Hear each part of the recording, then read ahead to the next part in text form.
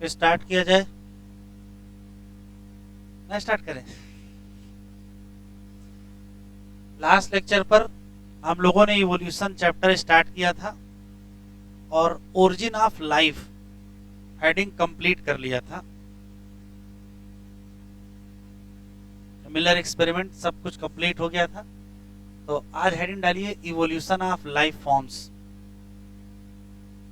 Evolution of life forms.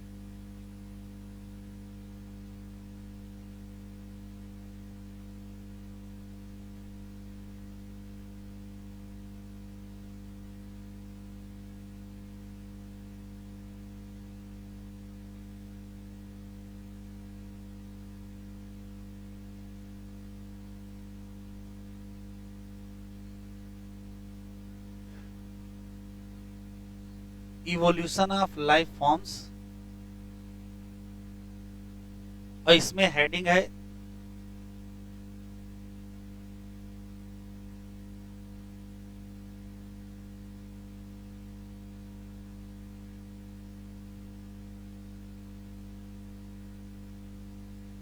Special creation theory.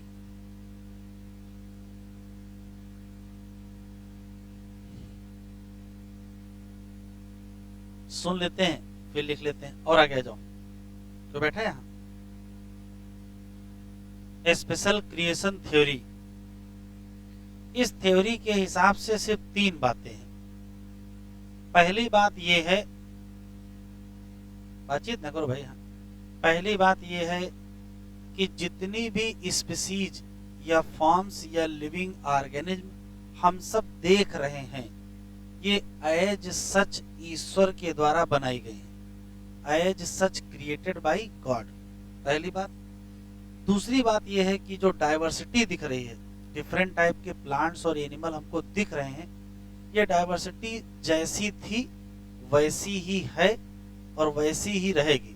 मतलब जब से बना है, सिंस क्रिएशन, डाइवर्सिटी में कोई चेंज नहीं आया है, जैसी थी वैसी है वैसी ही रहेगी। और तीसरा है कि अर्थ लगभग लगभग 4000 साल पुरानी है। सही और गलत के चक्कर में मत रहिएगा, जज मत बनिएगा कि गलत लिखा है सही लिखा है। आप क्वेश्चन केवल सही करिएगा। तो स्पेशल क्रिएशन थ्योरी के 3 मेन पॉइंट्स हैं। कौन कौन से? तो पहला पॉइंट ये है कि एवरीथिंग या सभी life forms created by God. दूसरा है कि जितने भी लाइफ फॉर्म की डाइवर्सिटीज हैं वो सब जैसी थी वैसी हैं, ऐसी ही रहेंगी, और अर्थ लगभग लगभग 4000 साल पुरानी है। इस थ्योरी को मानने वाले पहले भी थे, इस थ्योरी को मानने वाले अलग, क्योंकि ये कन्वेंशनल परंपरागत जो रिलीजियस लिटरेचर हैं, जो धार्मिक ग्रंथ हैं, उसके हिसाब से हैं। उसमें हिंदू अलग है, मुस्लिम का अलग है, सिख का अलग है, ईसाइयों का अलग है, सबका अलग अलग है। लेकिन जो कॉमन बात है, वो कॉमन बात ये है कि सब कुछ ईश्वर ने बनाया है, ये कॉमन बात है। वो तरीके अलग अलग हैं। फिर ये थ्योरी मानने वाले पहले भी लोग थे, अभी भी हैं, आगे भी रहेंगे।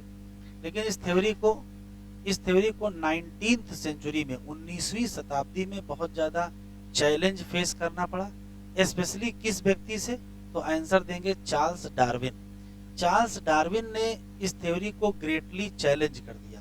किस आधार पर चैलेंज कर दिया? तो आंसर देंगे, इन्होंने ऑब्जर्वेशन किया था, पूरी दुनिया घूमे थे, और दुनिया घूमने के दौरान इन्होंने जो देखा था उस आधार पर इन्होंने बातें कुछ बताई। तो जब दुनिया घूमे थे तो कैसे घूमे थे? तो पानी के जहाज पर, सेल शिप था, उसका नाम HMS बीगल था, और 5 साल तक दुनिया घूमे थे। सन 1831, 1831 से 1836, ये 5 साल हुए। इसी में इन्होंने पूरी दुनिया घूमी, और स्पेशली एक जगह गए जिसका नाम गैलापागो आइसलैंड है। वहां इनका एक विशेष ऑब्जर्वेशन है, उसकी अलग डिस्कशन करेंगे। जब ऑब्जर्वेशन करके ये लौट के आए तो इन्होंने कुछ बातें दुनिया को बताई। क्या क्या बातें बताई? तो पहली बात ये बताई कि जितने भी ऑर्गेनिज्म हैं उन सब में कुछ ना कुछ समानता है, सिमिलैरिटीज है। ये समानता बड़े काम की चीज है। देखिए, जैसे भाई बहन होते हैं, भाई बहन में कुछ ना कुछ समानता होती है। क्यों? क्योंकि उनके पेरेंट क्या है? सेम है। तो यदि 2 डिफरेंट ऑर्गेनिज्म में आपको सिमिलैरिटीज मिल रही है, इसका इंडिकेशन क्या है? इसका इंडिकेशन कि हो सकता है ये दोनों ऑर्गेनिज्म एक ही एंसेस्टर से क्या हुए हों, इवाल्व हुई हों। समानताएं पाई जाती हैं जिससे कॉमन एंसेस्ट्री का अंदाजा लगता है। दूसरा, बहुत सारी ऐसी लाइफ फॉर्म है जो कहीं अब पाई ही नहीं जाती, पहले पाई जाती थी। इसका मतलब है कि लाइफ फॉर्म एक्सटिंक्ट हो गई। लाइफ फॉर्म एक्सटिंक्ट हुई है तो नई लाइफ फॉर्म बनी भी है। तो जब नई लाइफ फॉर्म आई है इसका मतलब समझ रहे हो, डाइवर्सिटी चेंज हुई है। स्पेशल क्रिएशन थ्योरी क्या कहती है, डाइवर्सिटी चेंज नहीं है, जबकि ये क्या कह रहे हैं कि भाई लाइफ फॉर्म एक्सटिंक्ट भी हुई है और लाइफ फॉर्म इवाल्व भी हुई है। इसका मतलब डाइवर्सिटी चेंज हुई है। तो नई लाइफ फॉर्म आई, पुरानी लाइफ फॉर्म चली गई, मतलब कुछ एक्सटिंक्ट भी हो गई, कुछ नई बन गई। एक और बात, इस जो इवोल्यूशन है वो ग्रेजुअल है, धीरे धीरे हुआ है। अचानक कुछ भी नहीं हुआ कि एक दिन ईश्वर बैठे और एक ही दिन में सब कुछ क्रिएट कर डाला। Life form created gradual evolution के द्वारा। तो ये 4-5 पॉइंट बताए। ऐसा ही कुछ ऑब्जर्वेशन अल्फ्रेड वेलेस नाम के वैज्ञानिक को भी हुआ था। अल्फ्रेड वेलेस कौन थे? सब लोग बैठ जाओ तो कथा सुनाए भैया। जैसे कहीं कथा शुरू होती है तो भक्त पहले आते हैं, पुजारी बाद में आते हैं।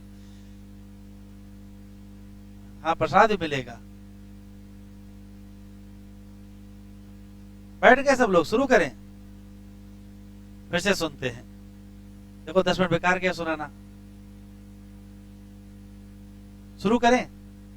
हाँ तो चुप रहो, तब सुनाएंगे ना। फिर से सुनते हैं। हाँ, शुरू से सुनाएंगे, कुछ एक भी पॉइंट छोड़ेंगे नहीं। स्पेशल क्रिएशन थ्योरी कहती है कि सब कुछ ईश्वर के द्वारा बनाया गया है, स्पेशल क्रिएशन हुआ है, एज सच जितना देख रहे हो ऐसे ही बनाया गया है। फिर दूसरा सवाल है कि डाइवर्सिटी जैसी थी वैसी ही है, ऐसी ही रहेगी सिंस क्रिएशन, कोई चेंज नहीं आया है। और अर्थ की एज लगभग 4000 साल पुरानी। ये धार्मिक लिटरेचर के आधार पर है, लेकिन इस थ्योरी को ग्रेटली चैलेंज किया गया। बीच बीच में वैज्ञानिक चैलेंज करते रहते थे, लेकिन सबसे महत्वपूर्ण चैलेंज चार्ल्स रॉबर्ट डार्विन की तरफ से आया, जो 19वीं शताब्दी में आया। 19वीं शताब्दी में जो इन्होंने चैलेंज किया उसका आधार क्या था? ऑब्जर्वेशन। और ऑब्जर्वेशन इनको कहां से मिले? तो आंसर दोगे, इन्होंने वर्ल्ड पूरी दुनिया घूमे थे और सेल शिप था, उसका नाम HMS बीगल था। जब ये 5 साल बाद 1831 से 1836 के बीच 5 साल घूम के जब लौट के आए तो इनके विचार बदल चुके थे। इन्होंने जो बताया वो ये था कि दुनिया में लाइफ फॉर्म में समानताएं पाई जाती हैं। समानताएं जो होती हैं वो ये इंडिकेट करती हैं कि लोगों के एंसेस्टर कॉमन होंगे। इवन जो जीवित हैं उनके बीच तो समानताएं हैं ही, जो एक्सटिंक्ट हो गए उनसे भी क्या है? समानताएं हैं। ठीक, बहुत सारी लाइफ फॉर्म अब एग्जिस्ट नहीं है, इसका मतलब लाइफ फॉर्म क्या हो गई हैं? एक्सटिंक्ट हो गई हैं। और बहुत सारी नई लाइफ फॉर्म क्या हो गई? इवॉल्व हो गई हैं और ग्रेजुअल इवोल्यूशन ऑफ लाइफ हुआ है। कुछ ऐसा ही ऑब्जर्वेशन एक वैज्ञानिक है जिनका नाम अल्फ्रेड वेलेस है। अल्फ्रेड वेलेस ने जो जहां काम किया था वो मलय आर्किपेलागो नाम की जगह है, और उनका भी जो ऑब्जर्वेशन था या उनका भी जो कंक्लूजन था वो बिल्कुल डार्विन के जैसा ही था। वो भी कहते थे कि सिमिलैरिटीज पाई जाती हैं, और सिमिलैरिटीज से क्या इंडिकेशन होता है? Common ancestry. जैसे भाई बहन अगर समान है क्योंकि उनके पेरेंट क्या है? सेम है। और ये जो अर्थ है इसकी लाइफ ये हजारों साल में नहीं, ये बिलियन साल क्या है? पुरानी है। एक और कॉमन बात समझाई दोनों लोगों ने कि जैसे जैसे इस अर्थ का टाइम बदला है, जैसे जैसे अर्थ का समय बदला है, कि आज से 2 लाख साल पहले कुछ और था, फिर 1 लाख साल पहले कुछ और रहा होगा, फिर 50,000 साल पहले कुछ और रहा होगा। जैसे जैसे जियोलॉजिकल टाइम बदला है वैसे वैसे इस धरती पर रहने वाले ऑर्गेनिज्म भी बदलते रहे हैं। कहने का मतलब जो जियोलॉजिकल हिस्ट्री है वो बिल्कुल कोरिलेट होती है बायोलॉजिकल हिस्ट्री ऑफ अर्थ। ये भी जनरल बात किसने बताई? अल्फ्रेड वेलेस ने। इतनी कहानी है, मैं जैसे लिखूंगा वैसे ही लिखेंगे।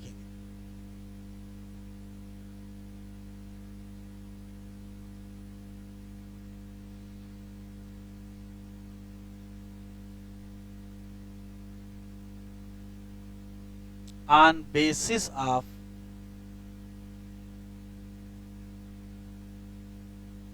religious literature और इन स्पेशल क्रिएशन थ्योरी के 3 मेन पॉइंट हैं। तो पहला point,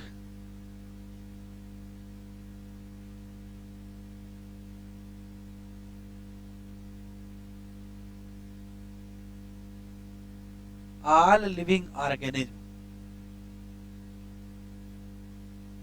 that we see today, जो आज हम देख रहे हैं, वो created by God as such.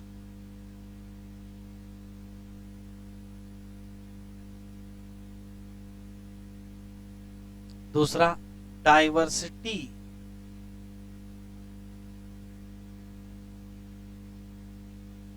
In living forms remain same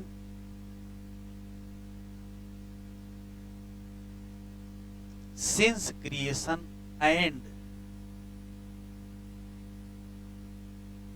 remain same in future. आगे भी सेम ही रहेगी।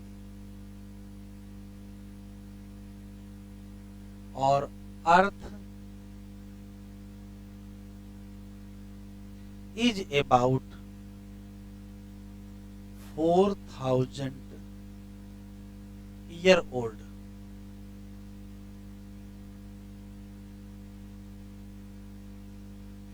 फिर आए चार्ल्स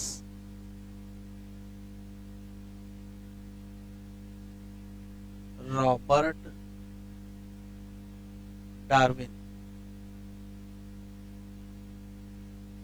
इन्होंने स्ट्रांगली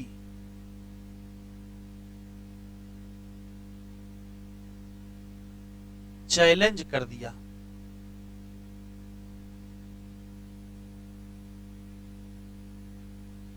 स्पेशल क्रिएशन थ्योरी को। कब?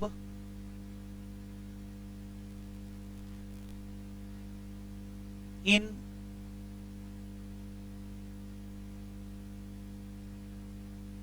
19th century. किस आधार पर?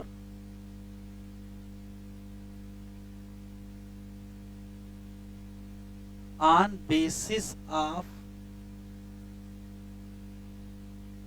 Observation made during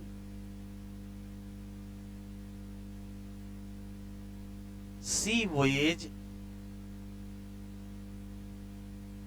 on sail ship। कौन सा? HMS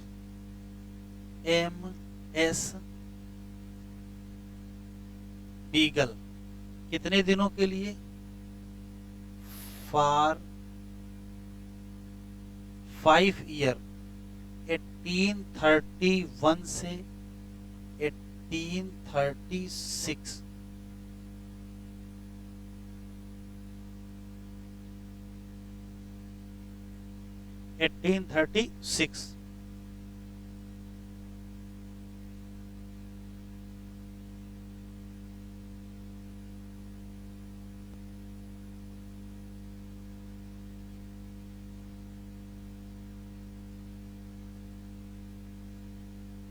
Darwin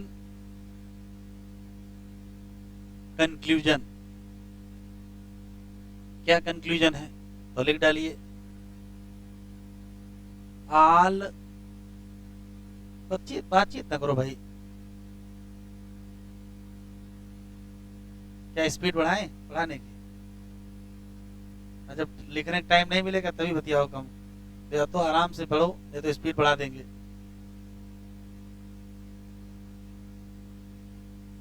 All living form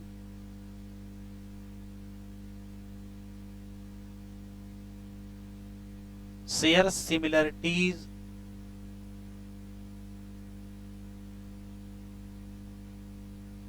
among themselves and also with life forms of million year old। दूसरा, many life forms do not exist anymore, मतलब अब है ही नहीं। इसका मतलब है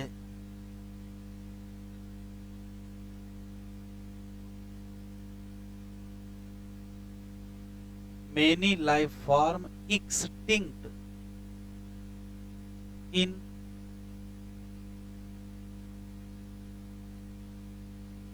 different period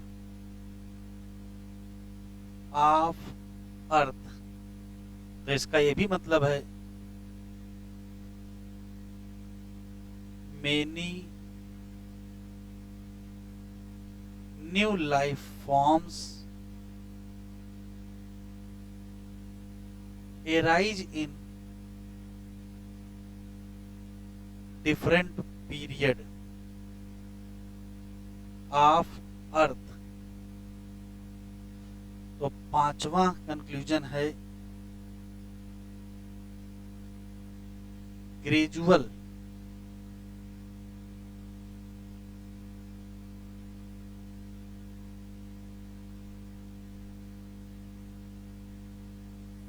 evolution of life forms।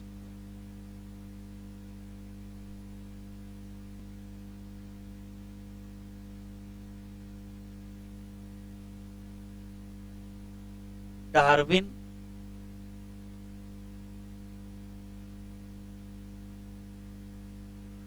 Mostly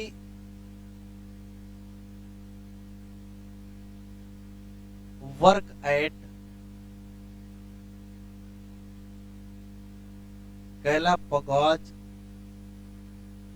Iceland, लेकिन एक वैज्ञानिक है जिनका नाम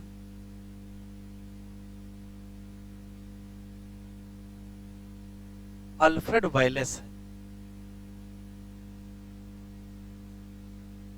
वर्क एट कहां?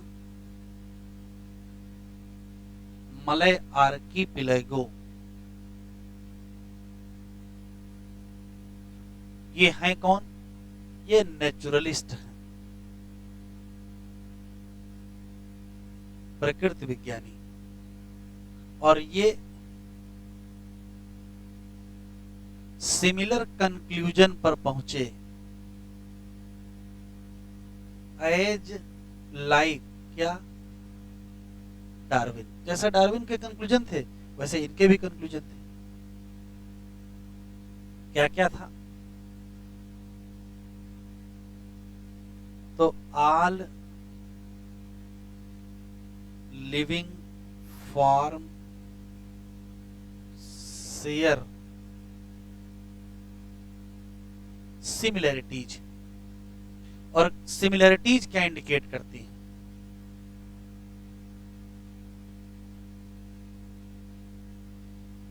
Indicate common ancestry. दूसरी, geological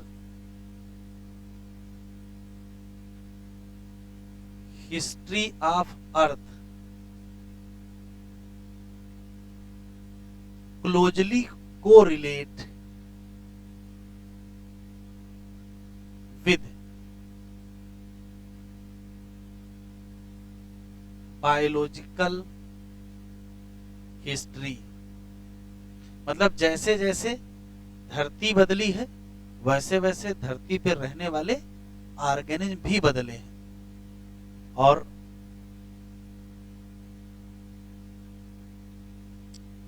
earth is not thousand year old but billion year old.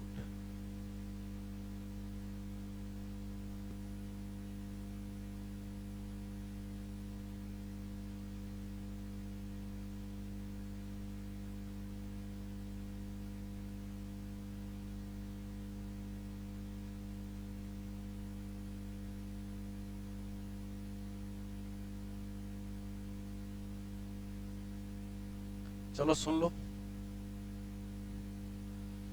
Darwin कहते हैं कि किसी भी पॉपुलेशन में जितने लोग पाए जाते हैं उन सब में कुछ न कुछ समानताएं होती हैं, लेकिन कुछ न कुछ अंतर भी होता है।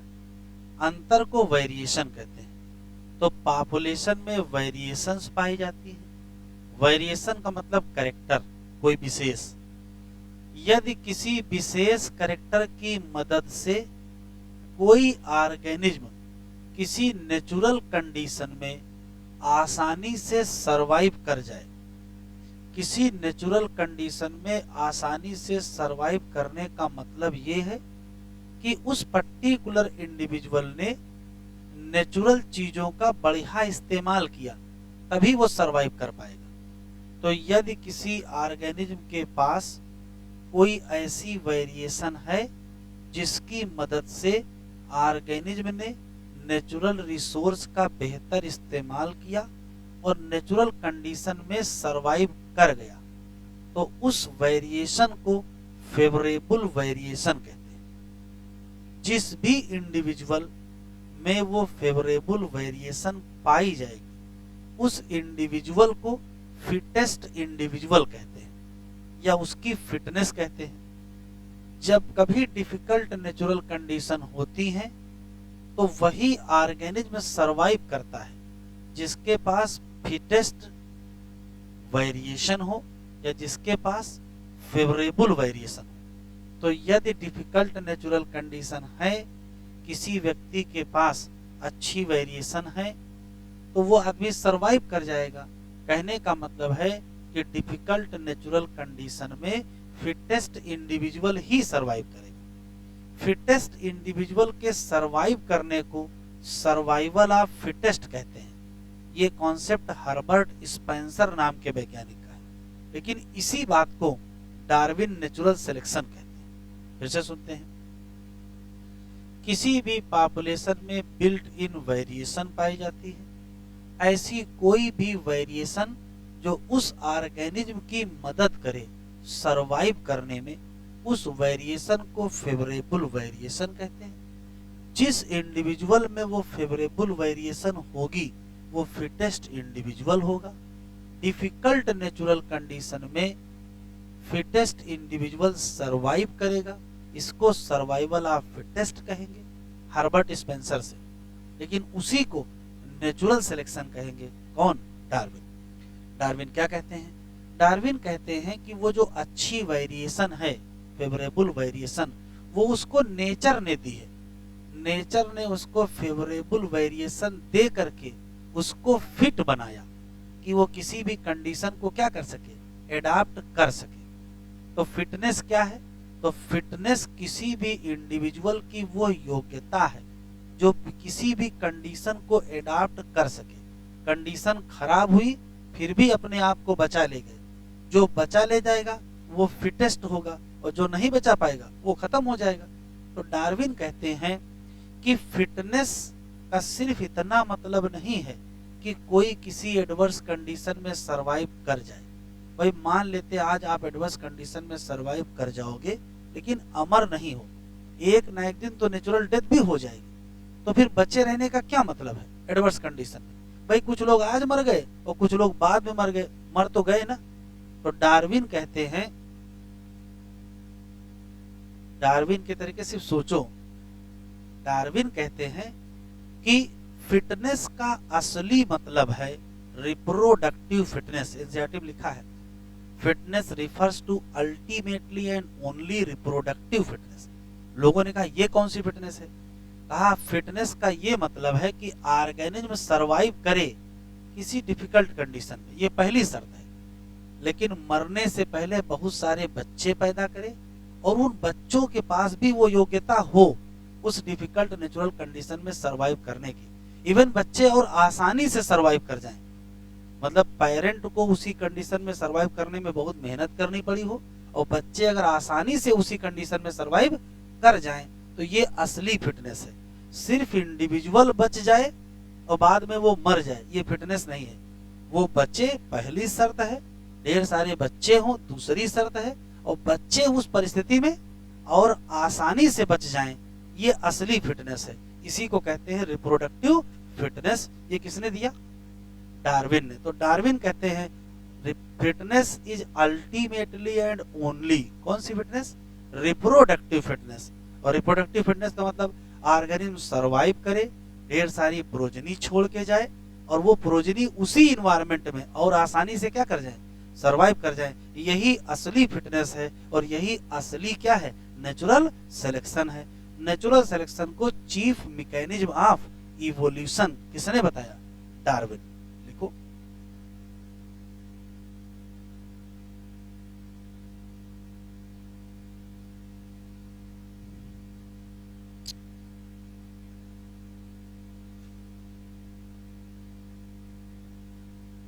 According to Darwin,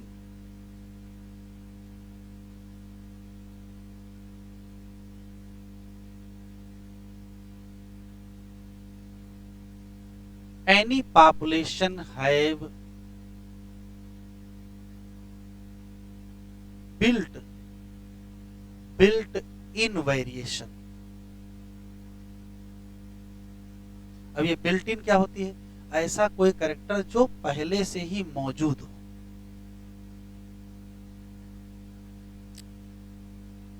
कोई भी वेरिएशन या कैरेक्टर जो इनेबल करे ऑर्गेनिज्म को इस लायक बनाए कि वो बेटर यूटिलाइजेशन कर सके। किसका?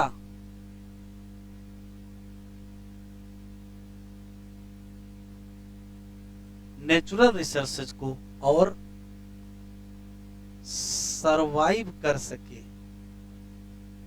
इन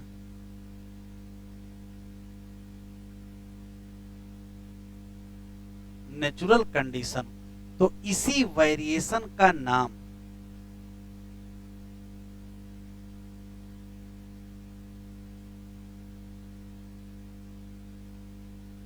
क्या होगा? Favourable variation. तो फेवरेबल वेरिएशन क्या करती है? ऑर्गेनिज्म को इस लायक बनाती है कि नेचुरल रिसोर्स का बेहतर इस्तेमाल कर सके और वो सरवाइव कर सके। किसमें? किसी नेचुरल कंडीशन में।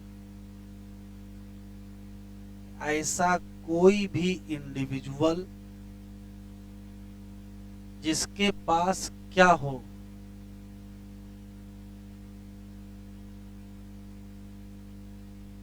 फेवरेबल वेरिएशन हो, उसको कहा जाता है फिटेस्ट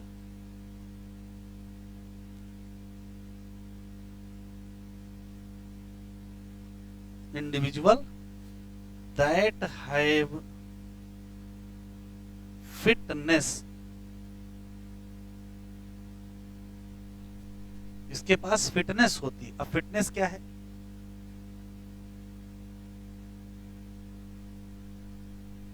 फिटनेस है एबिलिटी, योग्यता, ability to adopt different natural condition.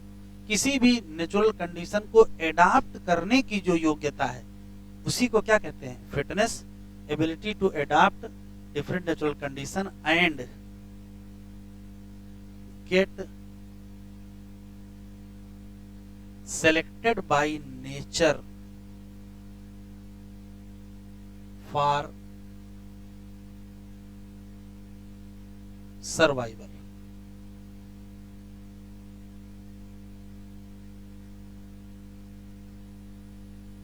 In difficult natural condition.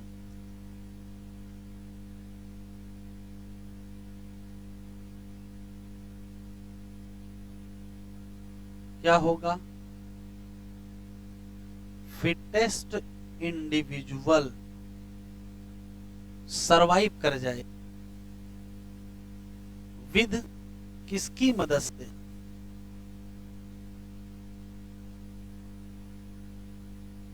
Favourable variation. इसके सरवाइव करने को ही कहते हैं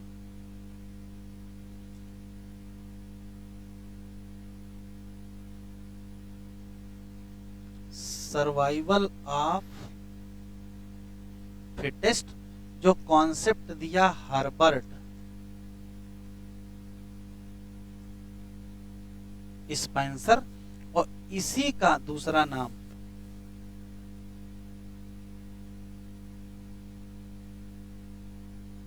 नेचुरल सिलेक्शन है, जो किसने कहा? डार्विन ने कहा।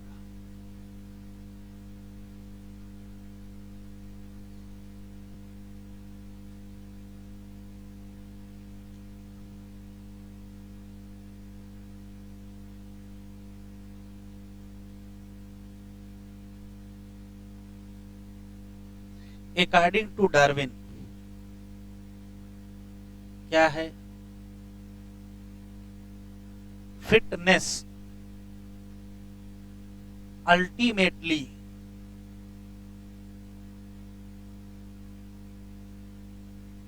एंड ओनली कौन सी?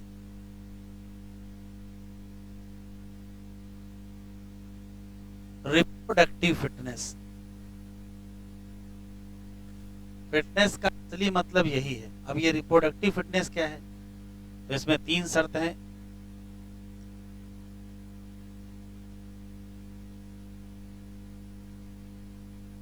ऑर्गेनिज्म सर्वाइव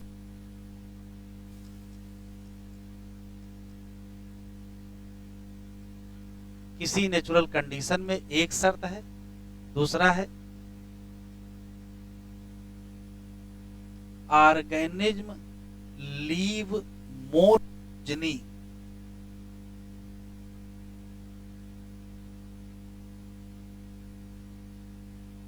और जो प्रोजनी हो वो इजिली एडाप्ट कर जाएं।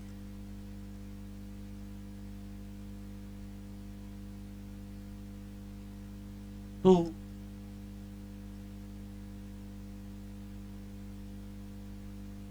Natural condition and survive.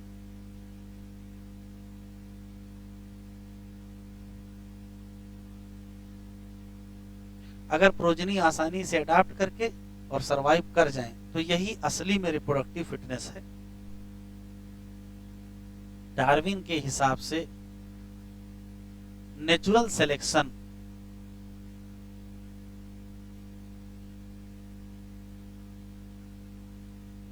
He mechanism है ऑफ क्या? इवोल्यूशन।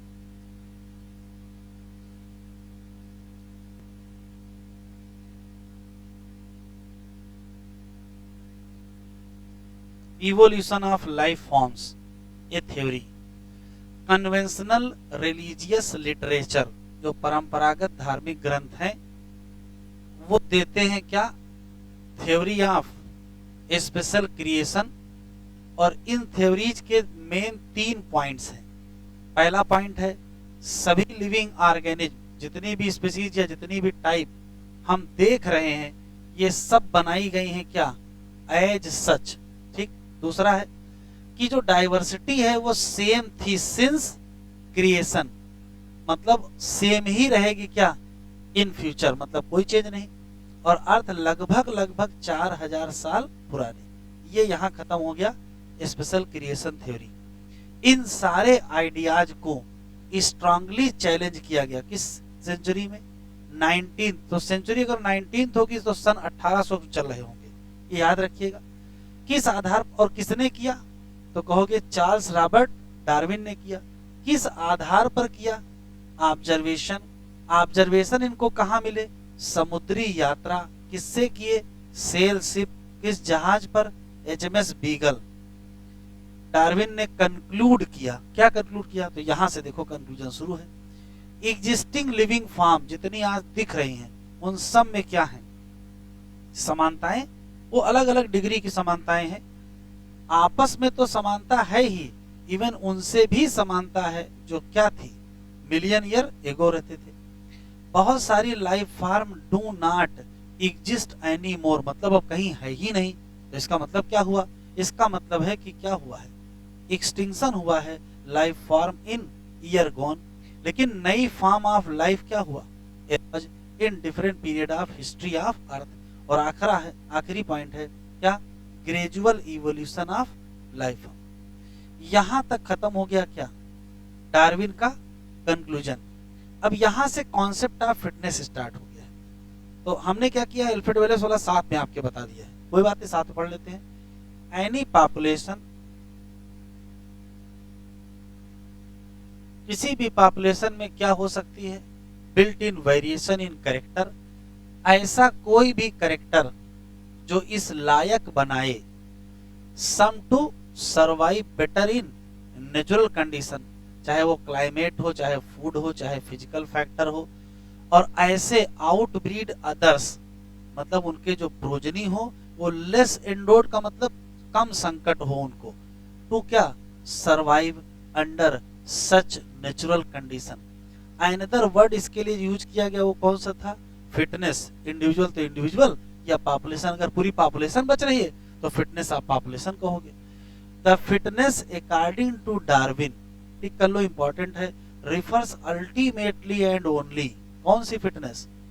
Reproductive fitness. क्या कहते हैं? ये कहते हैं those who better fit in environment, मतलब इन्वायरमेंट में सरवाइव कर रहा हो उसको छोड़ के जाना चाहिए क्या?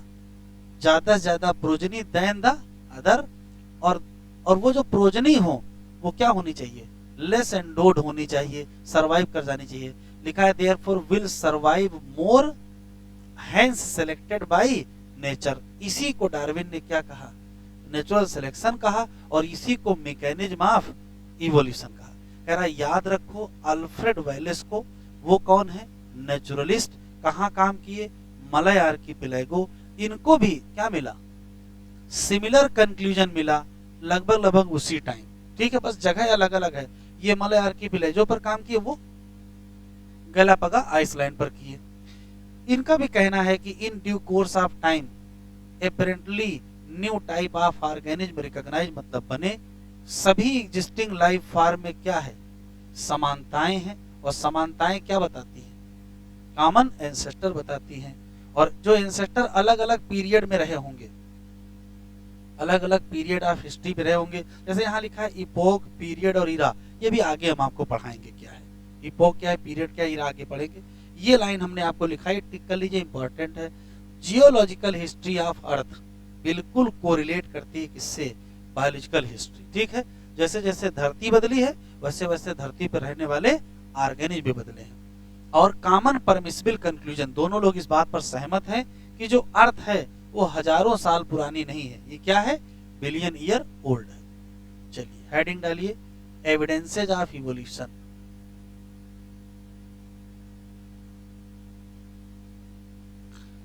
इतना इन्होंने what is evidences of evolution डाला, उसका कोई मतलब नहीं है, आप एविडेंसेज ऑफ इवोल्यूशन पढ़ोगे, ठीक है। एविडेंसेज ऑफ इवोल्यूशन बहुत इंपॉर्टेंट हेडिंग है। ऐसा कोई पेपर बना नहीं है अभी तक जिसमें एक क्वेश्चन इस हेडिंग से ना आए।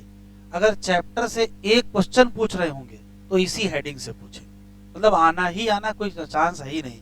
इस बार केवल एक क्वेश्चन आया इस चैप्टर से, वो भी इसी हेडिंग से आया। और एविडेंस यहाँ से स्टार्ट है, ये पूरा पेज है, फिर ये भी पेज इसी में चला गया पूरा, फिर ये भी पूरा पेज है, अभी चल ही रहा है एविडेंस, यहाँ खत्म हुआ है, ये एडाप्टिव रेडिएशन आया है। तो एविडेंस बहुत बड़ी हेडिंग है,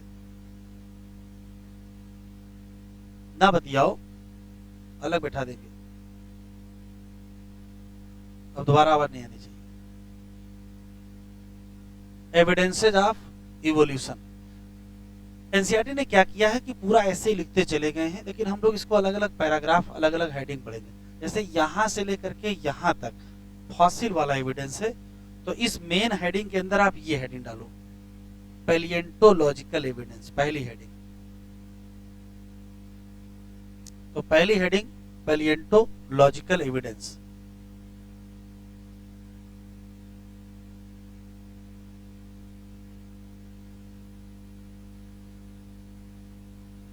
तो मेन हेडिंग है एविडेंसेज ऑफ इवोल्यूशन, और उसमें मेन हेडिंग है पहली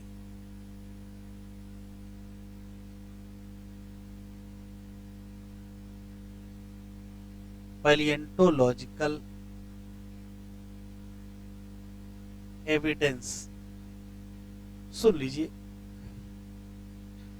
पैलिएंटोलॉजी जो शब्द है उसका मतलब होता है स्टडी ऑफ फॉसिल। यदि फॉसिल की स्टडी करेंगे तो उसको पैलिएंटोलॉजी कहेंगे, और यदि फॉसिल की स्टडी से कोई प्रमाण मिल जाए तो उसको हम लोग पैलिएंटोलॉजिकल एविडेंस। यहाँ प्रमाण किसका ढूंढ रहे हैं? तो प्रमाण सिर्फ इस बात का ढूंढना है कि इवोल्यूशन हुआ है, बदलाव हुआ है। स्पेशल क्रिएशन थ्योरी कहती है कि सब कुछ एज सच बनाया गया है, मतलब बदलाव नहीं हुआ है। ये हेडिंग ये सिद्ध करना चाहती है कि नहीं, एज सच नहीं बनाया गया है, चीजें क्या है, बदली है, एविडेंस हुआ है, वो इवोल्यूशन हुआ है, इसका प्रमाण हमको देना है। तो बदलाव कैसे हुआ है, कैसे सिद्ध करोगे? तो अलग अलग हेडिंग सिद्ध करेंगे। तो यदि फॉसिल की स्टडी करें तो उसको पैलिएंटोलॉजी कहोगे, और फॉसिल की स्टडी से कोई प्रमाण मिल जाए तो उसको पैलिएंटोलॉजिकल एविडेंस कहोगे। दो सवाल, फॉसिल की स्टडी से बढ़िया प्रमाण कोई है ही नहीं। तो क्वेश्चन पूछेगा मोस्ट एविडेंट या most faithful evidence of evolution कौन है? तो आंसर क्या दोगे? यही पैलिएंटो। डायरेक्ट और सॉलिड, बिल्कुल पक्का डायरेक्ट और सॉलिड एविडेंस ऑफ इवोल्यूशन कौन देता है? तो कहोगे फॉसिल की स्टडी ही देती है। सब रटने वाले सवाल है। कौन सा लिविंग ऑर्गेनिज्म है, कौन सा ऐसा लिविंग ऑर्गेनिज्म है जिसका कंप्लीट फॉसिल एंसेस्टर उपलब्ध है? तो आंसर देंगे हॉर्स। उसका कंप्लीट फॉसिल रिकॉर्ड अवेलेबल है, पूरे एंसेस्टर से लेके आज तक के फॉसिल तक का। अब सवाल यह है कि आखिर फॉसिल हैं क्या? तो कहोगे किसी भी लिविंग फॉर्म के शरीर का बचा हुआ हिस्सा। तो कौन सा हिस्सा बचेगा, सॉफ्ट पार्ट की हार्ड पार्ट?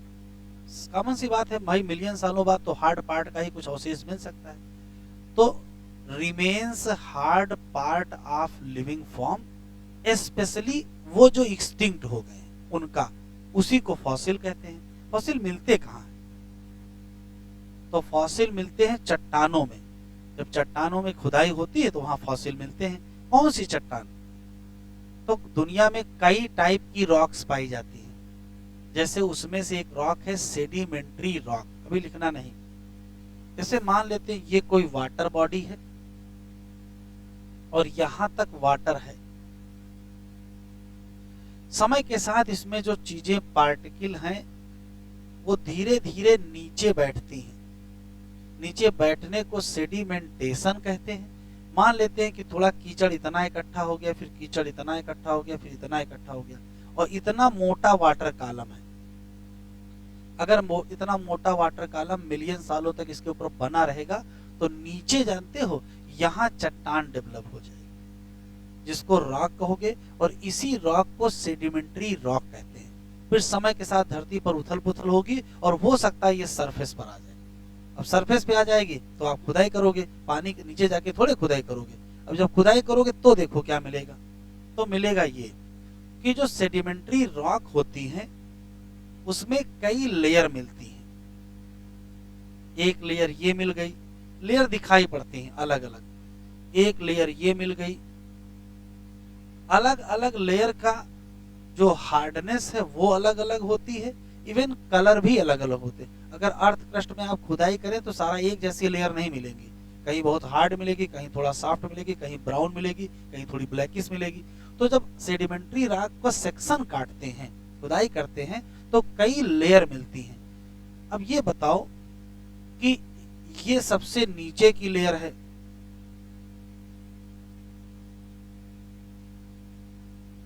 और ये सबसे ऊपर की लेयर है। किसी भी व्यक्ति से पूछा जाए कि कौन सी लेयर पुरानी है, तो कौन सी पुरानी होगी? तो भाई जब सेडिमेंटेशन हुआ होगा तो सबसे पहले ये लेयर बनी होगी, फिर ये बनी होगी, फिर ये बनी होगी ना। तो ये क्या होगी? तो कहोगे ओल्डेस्ट। और ये क्या होगी? यंगेस्ट। अब मान लेते हैं कि इसी में फॉसिल मिल गए, यहां भी कोई फॉसिल मिल गया, यहां भी कोई फॉसिल मिल गया, और यहां भी कोई फॉसिल मिल गया। नाम लिख लेते हैं, ये मान लेते ए फॉसिल है, ये मान लेते बी फॉसिल है, ये मान लेते सी फॉसिल है। अगर आपसे पूछा जाए कि इन तीनों फॉसिल में से सबसे पुराना फॉसिल कौन है, तो भाई जो पुरानी लेयर में मिलेगा वो पुराना फॉसिल होगा, और जो नई लेयर में मिलेगा वो नया फॉसिल होगा। तो ये क्या होगा? Youngest fossil. और ये क्या होगा? Oldest fossil. मान लेते हैं कि ये है 2 मिलियन ईयर ओल्ड पुराना, और ये मान लेते हैं कि 10 मिलियन ईयर ओल्ड है। ठीक है, तो अगर आपसे ये कहा जाए कि ये सब पढ़ के आप एविडेंस कैसे दोगे कि इवोल्यूशन हुआ है, हमको मेन तो बात वही बतानी ना कि इवोल्यूशन हुआ है, तो कैसे आप बताओगे इवोल्यूशन? तो आप ऐसे बताओगे कि भाई धरती के अलग अलग समय में अलग अलग लेयर बनी। भाई आज से 10 मिलियन साल पहले ये लेयर बनी, तो 5 मिलियन साल पहले ये लेयर बनी, तो 2 मिलियन साल पहले ये लेयर बनी। अलग अलग टाइम में अलग अलग लेयर डिपॉजिट हुई या सेडिमेंट हुई। जितने साल पुरानी ये लेयर है उतने साल पुराना ये फॉसिल होगा, क्योंकि जब ये बन रही होगी तभी उसमें दब गया होगा।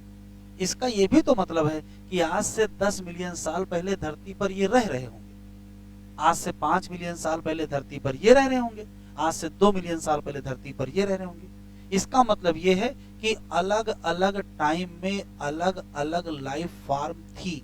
खुदाई करके देख रहे हैं, आज का छोड़ दीजिए, अब कोई नीचे जाके दबा तो आया नहीं है कि हाँ जाके चेंज कराओ। तो अलग अलग टाइम में अलग अलग लाइफ फॉर्म थी, पहले की बात हो रही है। इसका मतलब है कि इवोल्यूशन हुआ। एक और बात देखो, जो फॉसिल यहां मिले वो यहां नहीं मिले, और जो यहां मिले वो यहां नहीं मिले। अगर सब एक जैसे मिलते, तीनों यहां भी वही मिलते, यहां भी वही मिलते, यहां मिलते, इसका मतलब क्या होता? इसका मतलब चेंज नहीं हुआ। जबकि different life form different strata में मिली, इसका मतलब क्या? लाइफ फॉर्म चेंज हुई। तो हम कंक्लूजन में यही निकालते हैं कि different period of history of अर्थ में डिफरेंट लाइफ फॉर्म एग्जिस्ट हुई। जितनी पुरानी चट्टान उतने पुराने पहले ये धरती पर रह रहे थे। तो जब ये चट्टान बनी तो ये रह रहे थे, फिर ये चट्टान बनी उतने सब ये रह रहे थे, जब ये चट्टान बनी तब ये रह रहे थे। अलग अलग टाइम में अलग अलग फॉसिल मिले, इसका मतलब different life form in different period. इसका मतलब क्या हुआ? इसका मतलब दो चीजें हैं। एक तो डिफरेंट लाइफ फॉर्म एक्सटिंक्ट भी हुई, भाई जो यहाँ मिले वो यहाँ नहीं मिले, इसका मतलब ये क्या कर गए? एक्सटिंक्ट हो गए। यहाँ मिले यहाँ नहीं मिले, तो इसका मतलब ये भी एक्सटिंक्ट कर गए। एक तो एक्सटिंक्शन कंफर्म हो रहा है, और दूसरा ये भी तो कंफर्म हो रहा है कि भाई जब ए थे तो बी नहीं थे, जब ए थे तो बी नहीं थे। इसका मतलब क्या हुआ कि बी नए बने, तो न्यू लाइफ फॉर्म क्या हुई? इवॉल्व हुई। तो फॉसिल हमको बिल्कुल पक्का बता रहे हैं क्या कि धरती के अलग अलग कालखंड में अलग अलग समय में क्या था? डिफरेंट लाइफ फॉर्म थी। कुछ लाइफ फॉर्म एक्सटिंक्ट होती थी, कुछ लाइफ फॉर्म बनती थी। मतलब क्या हुआ? इवोल्यूशन तो कंफर्म हुआ। इसी नाते direct and solid evidence of evolution हमको कौन देता है? तो आंसर क्या देंगे? फॉसिल की स्टडी। ये छोटा सा बना लो, 3-4 लाइनें लिखनी है।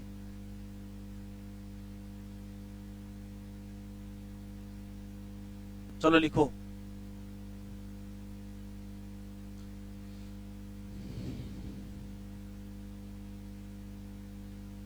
Evidence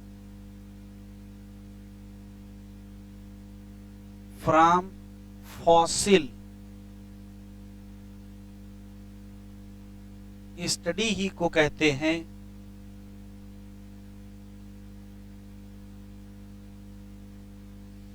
palaeontological evidence.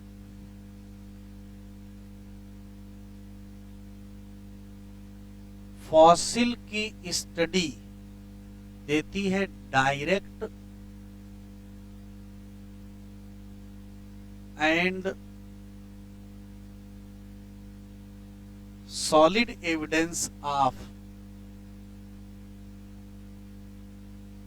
Evolution. Horse वो लिविंग ऑर्गेनिज्म है, हैव कंप्लीट फॉसिल हिस्ट्री या ancestor.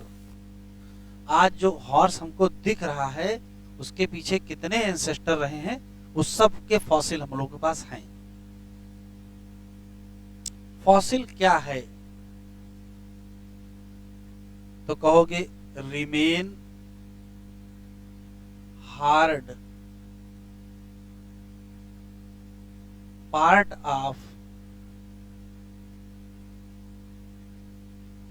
Living forms specially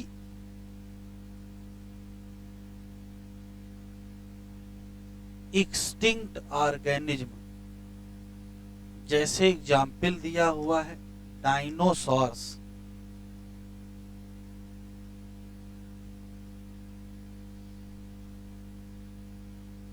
fossil found in किसमें रॉक, स्पेशली कौन सी रॉक, सेडिमेंट्री रॉक। ऐसे फॉर्म बाय सेडिमेंटेशन।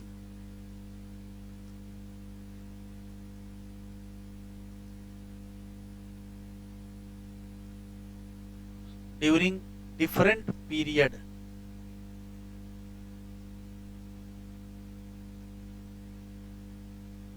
अलग अलग समय में अलग अलग डिपोजिशन लेयर हुए। सेडिमेंट्री रॉक में मेनी लेयर्स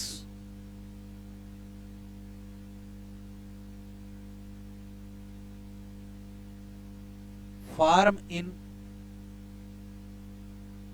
डिफरेंट टाइम और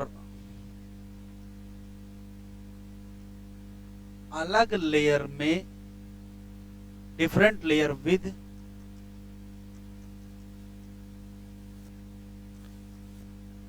fossil of different life form. अलग अलग लेयर में अलग अलग फॉसिल मिले, इससे कंक्लूजन क्या निकला। तो वही 3-4 कंक्लूजन क्या कि डिफरेंट लेयर में डिफरेंट फॉसिल है, इसका मतलब डिफरेंट टाइम में डिफरेंट लाइफ फॉर्म इस अर्थ पर रही और जिस समय वो लेयर बनी उसी समय वो जिंदा रहे होंगे, फिर उसी में दब गए, आज फॉसिल के फॉर्म में मिले। इसके दो और मतलब है कि डिफरेंट लाइफ फॉर्म एक्सटिंक्ट भी हुई, नई लाइफ फॉर्म इवॉल्व भी हुई, इसका मतलब इवोल्यूशन हुआ।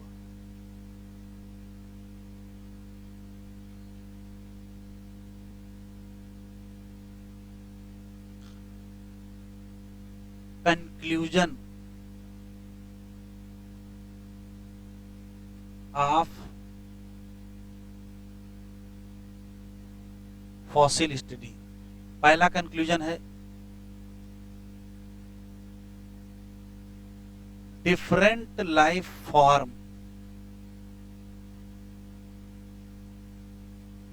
प्रेजेंट ऑन अर्थ इन किसमें डिफरेंट पीरियड ऑफ अर्थ, ये तो दिख रहा है। दूसरा life form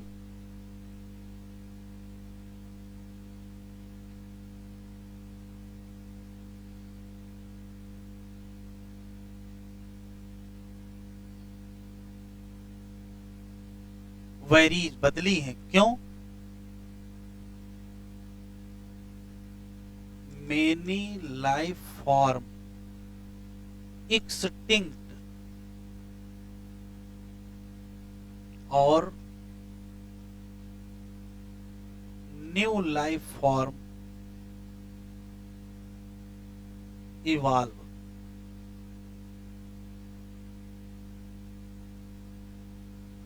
life form have similarity, ये बड़ा इंपॉर्टेंट कॉन्सेप्ट है सिमिलरिटी का।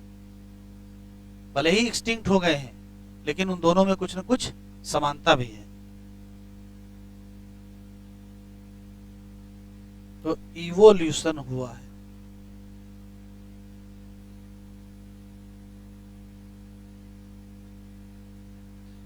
दो तीन रटने वाले सवाल हैं। एज ऑफ रॉक या एज ऑफ फॉसिल कैसे कैलकुलेट करोगे? तो कहोगे रेडियो एक्टिव डेटिंग।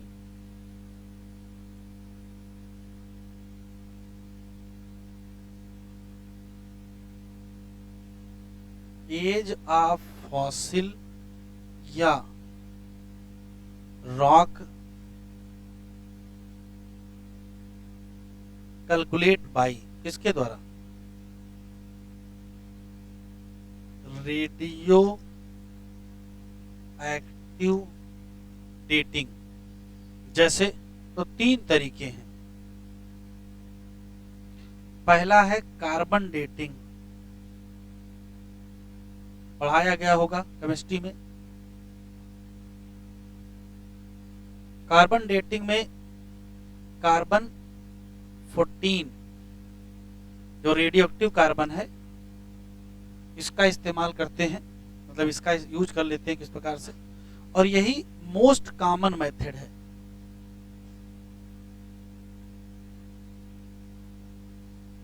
ज्यादातर कार्बन डेटिंग करते हैं। दूसरा है uranium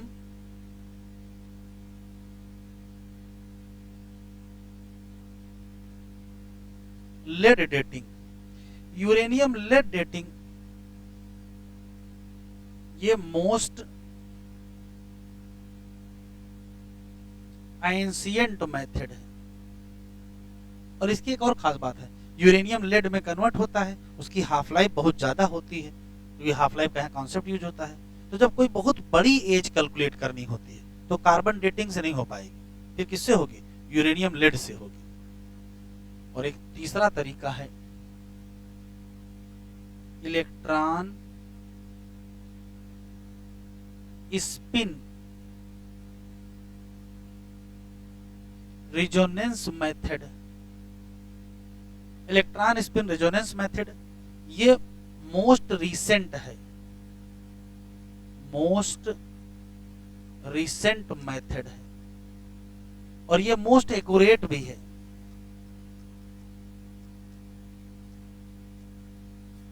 accurate method.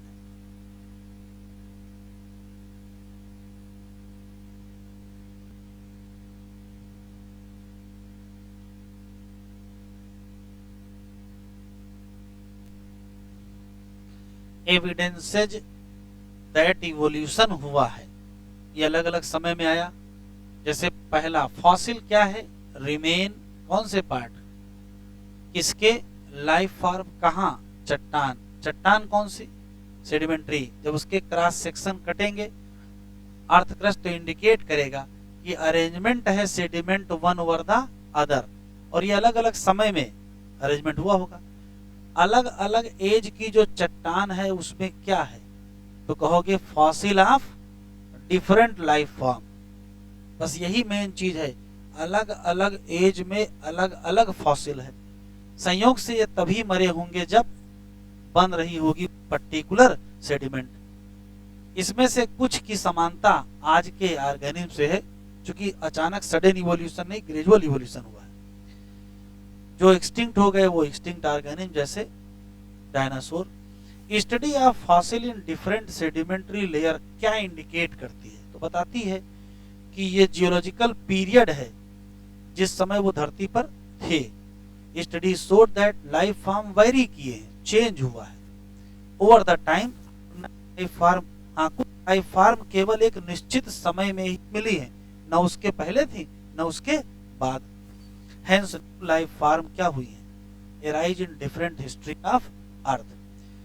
All this is palaeontological evidence. क्या आपको पता है कैसे एज ऑफ फॉसिल कैलकुलेट करते हो? कदो हाँ पता है। रिकलेक्ट द मेथड, वो रेडियो एक्टिव डेटिंग होता है। क्या उसके पीछे प्रिंसिपल होता है? वो आपको केमिस्ट्री में डिटेल हाफ लाइफ वाला कॉन्सेप्ट दिया जाएगा। हेडिंग डालिए एम्ब्रायोलॉजिकल सपोर्ट ऑफ इवोल्यूशन। और इसमें दो वैज्ञानिक हैं, अर्नेस्ट हीकेल और एक ये हैं कार्ल अर्नस्ट वान बियर। सुन लो, अर्नेस्ट हीकेल नाम के एक वैज्ञानिक हैं, उन्होंने एम्ब्रायोलॉजिकल एविडेंस दिया है। क्या एविडेंस दिया? तो उन्होंने कहा कि यदि किसी पर्टिकुलर ऑर्गेनिज्म की एम्ब्रायो की स्टडी आप ध्यान से कर लो, जैसे किसी भी वर्टिब्रेट के embryo, fish, amphibia, reptile, bird, mammal, embryo की स्टडी कर लो। तो जैसे मान लेते हैं कि एम्ब्रायो की एक स्टेज ए है, एक स्टेज बी है, एक सी है, एक डी है, एक ई है। कहा एम्ब्रायो की स्टेज की आप स्टडी कर लो और इससे फाइनली एडल्ट बना है। तो कहा एम्ब्रायो के कैरेक्टर को अगर आप ध्यान से देखोगे तो आपको पता चल जाएगा कि आज ये जो ऑर्गेनिज्म आप देख रहे हो इसके बनने में कितने एंसेस्टर हैं। क्योंकि जो एम्ब्रायो के कैरेक्टर होते हैं उसमें एंसेस्टर के कैरेक्टर दिखते हैं। लोगों ने कहा ऐसा है नहीं, कहा देख लो।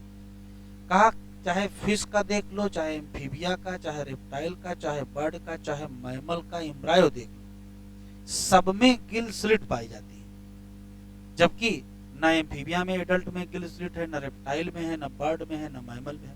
तो एम्ब्रायो में गिल स्लिट क्यों है? तो इसका एक्सप्लेनेशन दे रहे हैं अर्नेस्ट हीकेल कि इसका मतलब है कि fish, amphibia, reptile, bird, mammal उस एंसेस्टर से बने होंगे जिसमें गिल स्लिट पाई जाती होंगी, तो वो प्रोटोकार्डेट होंगे, बाद में उसी से कार्डेट बने। ये बात अर्नेस्ट हीकेल की है। सही है कि गलत है, हमें इसके चक्कर में नहीं रहना, हमको क्वेश्चन सही करना है। फिर आ गए कार्ल अर्नस्ट वान बियर। उन्होंने कहा लो भाई हम ध्यान से देख लेते हैं। उन्होंने कहा ऐसा बिल्कुल नहीं है। कहा किसी दूसरे ऑर्गेनिज्म का जो एडल्ट कैरेक्टर है, किसी दूसरे ऑर्गेनिज्म का एडल्ट कैरेक्टर, जैसे किल फिश का एडल्ट कैरेक्टर है, कहा किसी दूसरे ऑर्गेनिज्म का एडल्ट कैरेक्टर किसी दूसरे ऑर्गेनिज्म के एम्ब्रायो में नहीं मिलेगा। ये कौन कह रहा है? कार्ल अर्नस्ट वान बियर। तो एम्ब्रायोलॉजिकल थ्योरी को किसने डिस्प्रूव कर दिया? तो आंसर देंगे कार्ल अर्नस्ट वान बियर। ये आया हुआ सवाल 2 ही साल पहले आया है। हमको क्वेश्चन सही करना है। क्वेश्चन आएगा अर्नस्ट हीकेल के हिसाब से तो आप अर्नस्ट हीकेल वाला बात बताइएगा, क्वेश्चन आएगा वान बियर के हिसाब से तो इनको बताइएगा। तो काम की बात केवल 4। हाँ, यहाँ एक चीज नहीं लिखी जो होनी चाहिए। ये जो एम्ब्रायोलॉजिकल थ्योरी दी थी अर्नस्ट हीकेल ने, इस थ्योरी का नाम है ओंटोजेनी रिपीट फाइलोजेनी। इसको रिकैपिटुलेशन थ्योरी भी कहते हैं। तो रिकैपिटुलेशन थ्योरी इन्होंने दी थी। ये कहती क्या है कि जब एम्ब्रायोनिक डेवलपमेंट होता है किसी का भी, तो उसी एम्ब्रायोनिक डेवलपमेंट के दौरान इवोल्यूशनरी हिस्ट्री रिपीट हो जाती है। मतलब आप एम्ब्रायोनिक डेवलपमेंट देख लीजिए तो आपको पता चल जाएगा कि कौन कौन से एंसेस्टर पहले गुजर चुके हैं। तो घुमा फिरा के 5 सवाल 6 हैं जो याद रखना है। पहला साइंटिस्ट है अर्नस्ट हीकेल, थ्योरी दिया है रिकैपिटुलेशन थ्योरी, या इसका एक और नाम है, इसको बायोजेनेटिक लॉ भी कहते हैं। तो रिकैपिटुलेशन थ्योरी या बायोजेनेटिक लॉ ओंटोजेनी रिकैपिटुलेट फाइलोजेनी का कॉन्सेप्ट है। ये कहती है कि किसी ऑर्गेनिज्म का जो एम्ब्रायोनिक डेवलपमेंट है वो उसी ऑर्गेनिज्म के इवोल्यूशनरी एंसेस्टर को दिखा देता है। एग्जाम्पल भी दिए कि fish, amphibia, reptile, bird, mammal में सब में वेस्टिजियल गिल स्लिट हैं हेड के पीछे, जबकि गिल केवल किसमें है? फिश में है। इसका मतलब सारे लोग इवॉल्व हुए हैं किसी एंसेस्टर से जिसमें क्या रहे होंगे? गिल रहे होंगे। ये कौन कह रहा है? Ernst Hückel. इसके ठीक अपोजिट आए अर्नस्ट वान बियर। उन्होंने कहा नहीं, एक ऑर्गेनिज्म का एडल्ट कैरेक्टर दूसरे ऑर्गेनिज्म के एम्ब्रायो में दिखने को नहीं मिलेगा। मतलब एम्ब्रायोलॉजिकल थ्योरी को क्या कर दिया? डिस्प्रूव कर दिया। लिख लो।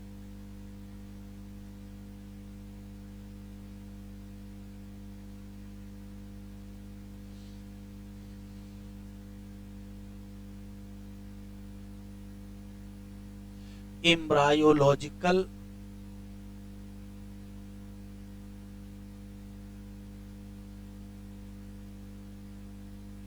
Support of evolution.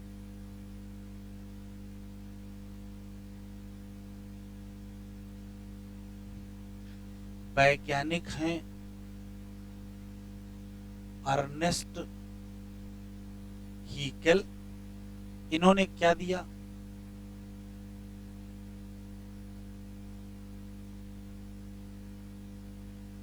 Recapitulation theory या बायो जेनेटिक लॉ। और इस थ्योरी स्टेटमेंट बोला, ओंटोजिनी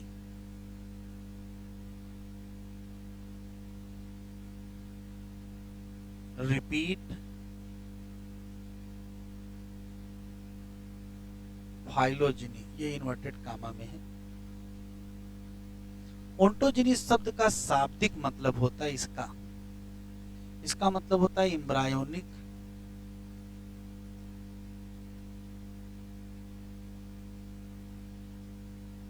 डेवलपमेंट। और ये फाइलोजिनी है, इसका शाब्दिक मतलब है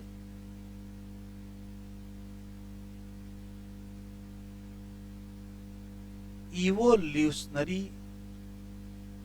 हिस्ट्री। अर्नस्ट हैकेल कहते हैं क्या? कहते हैं embryonic development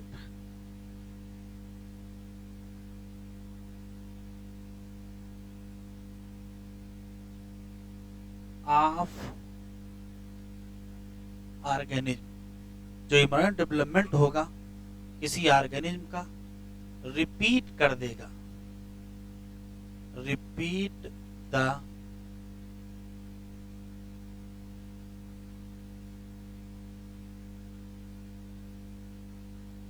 evolutionary history of organism. और इसी के लिए इन्होंने क्या यूज कर लिया? Ontogeny repeat phylogeny. इसका एग्जाम्पल भी इन्होंने दे दिया कि all vertebrate embryo have vestigial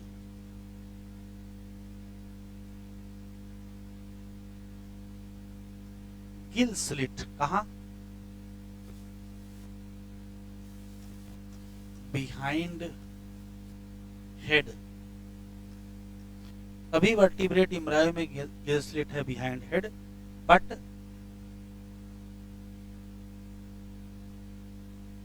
Gill only in adult fish. इससे सिद्ध क्या होता है? इससे सिद्ध होता है ऑल वर्टिब्रेट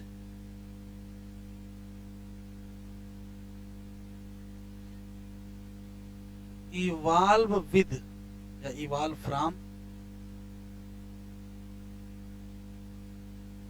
कॉमन एंसेस्टर। अगर एम्ब्रायो में समानता है तो ये कॉमन एंसेस्ट्री को इंडिकेट करेगा। Common ancestor say that have gills. इनका कहना है कि सभी वर्टिब्रेट उस एंसेस्टर से बने होंगे जिसमें क्या रहे होंगे? गिल रहे होंगे।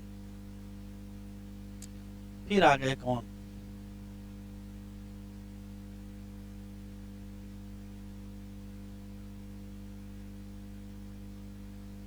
Karl Ernst von beer. इनकी बात लोग क्यों मान लिए? कोई तो बात होगी, कुछ तो वजन होगा। तो Karl Ernst von Baer father of embryology है। जितना काम इन्होंने एम्ब्रायोलॉजी किया किसी ने नहीं किया। तो ये हैं कौन? ऐसे ही नहीं डिस्प्रूव कर दिए, ये है फादर ऑफ एम्ब्रायोलॉजी। और इन्होंने डिस्प्रूव कर दिया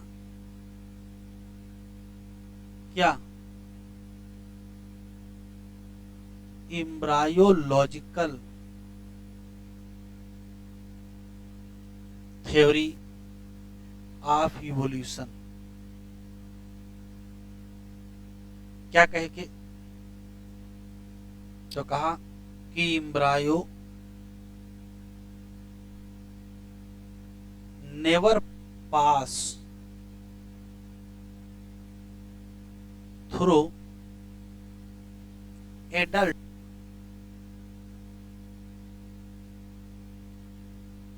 कैरेक्टर ऑफ अदर। वाला एम्ब्रायोलॉजिकल, नाम न भूलिएगा दोनों का। एम्ब्रायोलॉजिकल सपोर्ट फॉर इवोल्यूशन किसने दिया? अर्न्स्ट हैकेल ने दिया। कौन सी थ्योरी दी थी वो एनसीईआरटी में नहीं लिखी, लेकिन आपने लिख लिया है, प्रीवियस ईयर में आपको मिलेगी भी। इन्होंने कहा कि जो एम्ब्रायो डेवलपमेंट के दौरान हमको कुछ फीचर मिले, उसी के आधार पर इन्होंने बताया। क्या कहा? कहा ऑल वर्टिब्रेट में कुछ ऐसे कैरेक्टर हैं जो एम्ब्रायो में है लेकिन एडल्ट में नहीं है। जैसे एम्ब्रायो है ऑल वर्टिब्रेट इंक्लूडिंग ह्यूमन क्या vestigial gill slit behind the head, लेकिन फंक्शनल किस में है? किसी और में नहीं है। दिस प्रपोजल ऑफ को डिस्प्रूव किया गया on careful study perform by Karl Ernst von Baer. और इन्होंने क्या कहा? ये लिखा है लाइन इनकी इतनी सारी लाइन भारी है। क्या? Embryos never pass through adult stage of other animal. Heading डालें कंपैरेटिव एनाटॉमी एंड मॉर्फोलॉजी। भाई इतना evidence from comparative anatomy and morphology.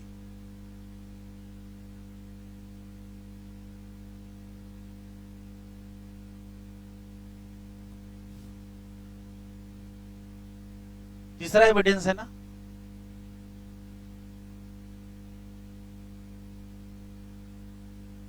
Evidence from comparative anatomy and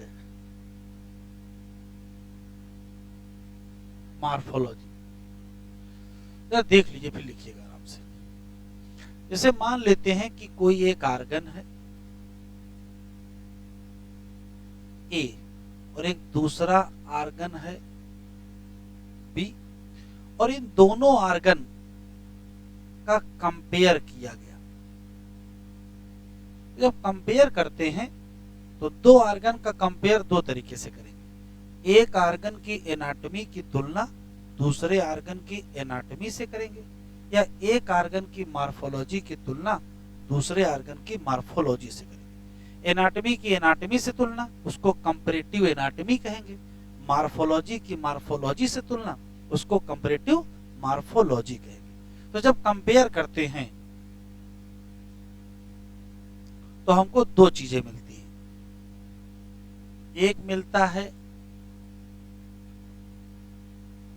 comparative anatomy, दोनों की एनाटॉमी का कंपेयर मिलता है, और एक मिलता है कंपैरेटिव मॉर्फोलॉजी। तो जब हम कंपेयर करते हैं तो जो चीज दिखेगी वो आपको समझना है बस। तो ऐसा हो सकता है कि दोनों आर्गन की एनाटॉमी सिमिलर हो, और ऐसा भी हो सकता है दोनों आर्गन की मार्फोलॉजी सिमिलर हो। एनाटॉमी सिमिलर होगी तो हो सकता मार्फोलॉजी डिफरेंट हो। ऐसा भी हो सकता है कि मार्फोलॉजी सिमिलर होगी तो एनाटॉमी डिफरेंट हो।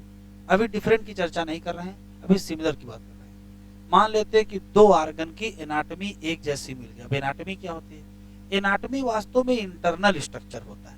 जैसे बोन इंटरनल स्ट्रक्चर है, वो एनाटॉमी में आएंगे, लेकिन जो बाहर दिख रहा है वो मार्फोलॉजी में आएगा।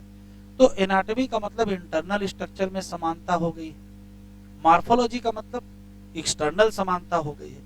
तो जब कभी हमको समानता दिखती है, अभी इतनी देर से हम लोग पढ़ रहे हैं कि समानता का इंडिकेशन होता है कॉमन एंसेस्ट्री, तो यहाँ ये कह रहा है कि यदि दो ऑर्गेनिज्म या दो आर्गन के एनाटॉमी में समानता मिल गई है या मार्फोलॉजी में समानता मिल गई है, तो इससे कॉमन एंसेस्टर इंडिकेट होता है या इंडिकेट नहीं होता है। तो इसका जवाब देना है। तो आप ऐसे कहोगे कि यदि एनाटॉमी में समानता मिल गई है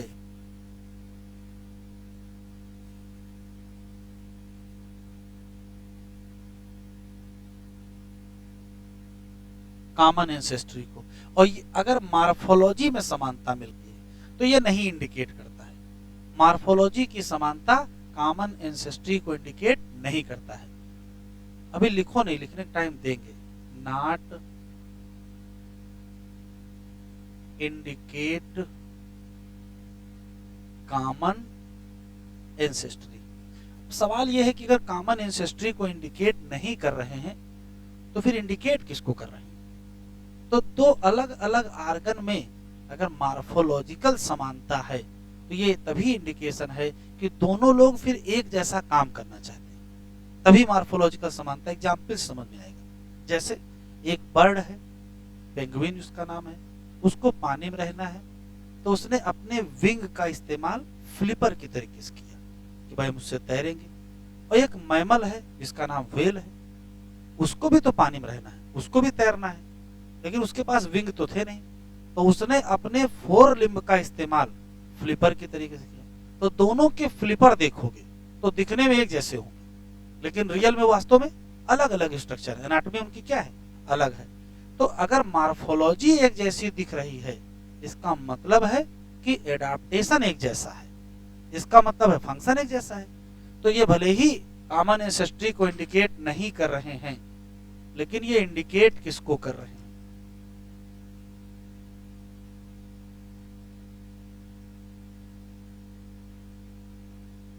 ये कॉमन एडाप्टेशन को इंडिकेट कर रहे हैं, या यूं कह सकते हो ये कॉमन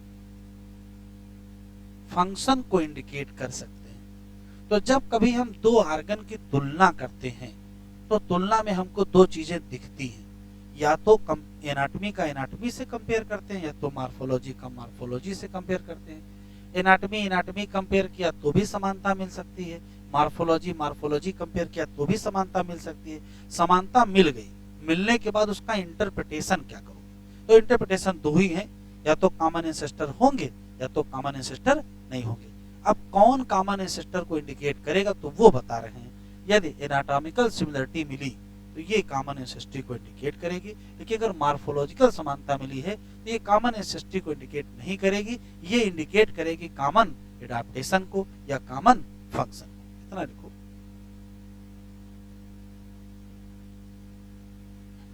तो साइड हेडिंग डालें,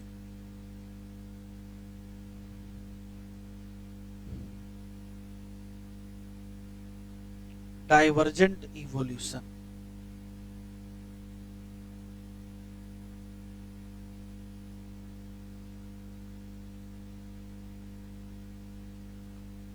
दोनों एक साथ समझ लेंगे फिर अलग लिख लेंगे। इधर देखो, सिर्फ इतना आप समझिए कि मान लेते हैं कि ये कोई एक एंसेस्टर है, इस एक से दो अलग अलग ऑर्गेनिज्म इवॉल्व हो जाए।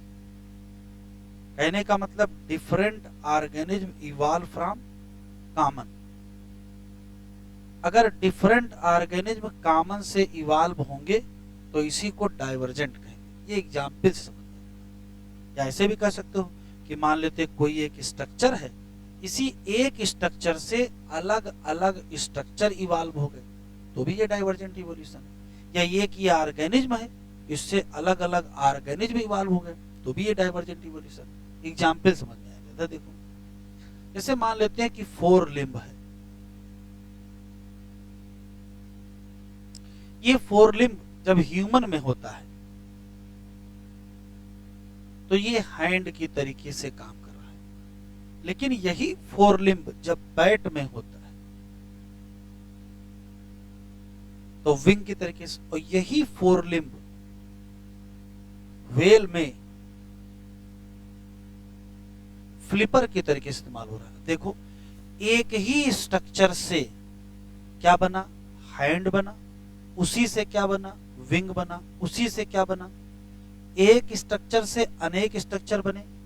Evolution of different from common is called divergent. इसी का उल्टा कन्वर्जेंट है। देखो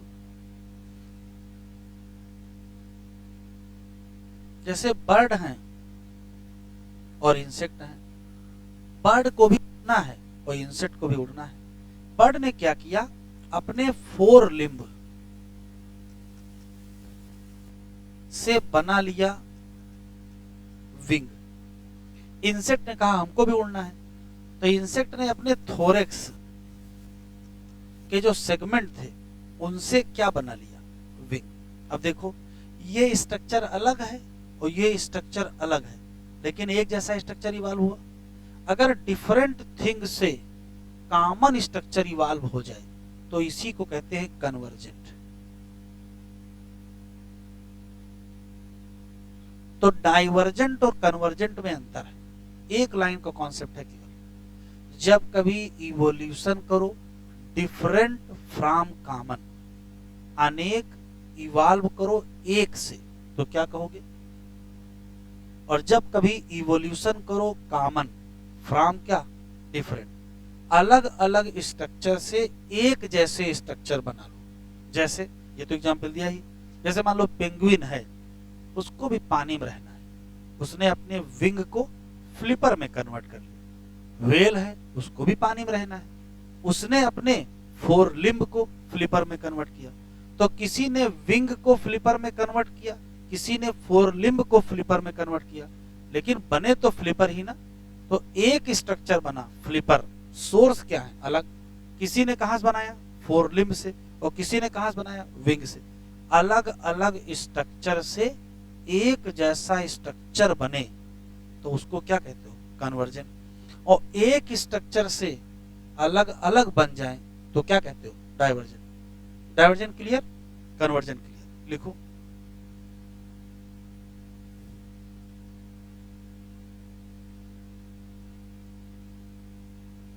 डाइवर्जेंट इवोल्यूशन, लिखिए evolution of different from common, या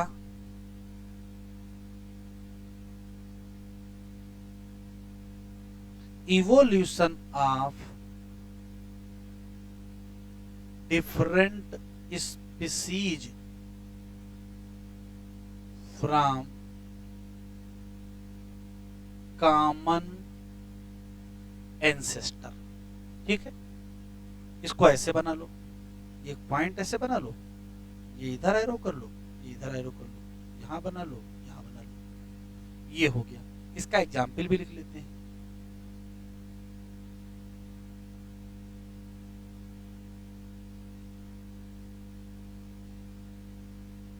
एग्जाम्पल है 4 लिम्ब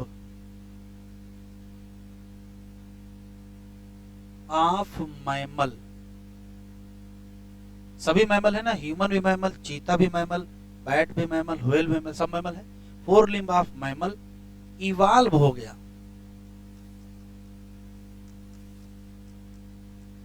इनटू, इसी से क्या बन गया, बना, इसी से क्या बना, विंग बना, और इसी से क्या बना,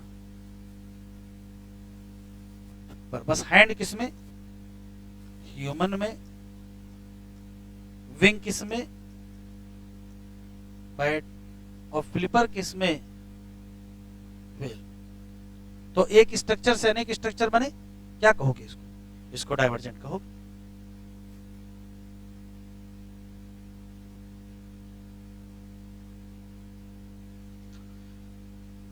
convergent.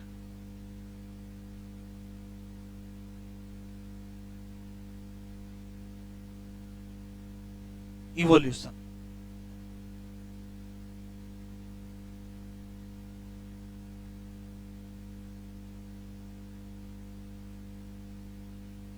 evolution of common thing from different।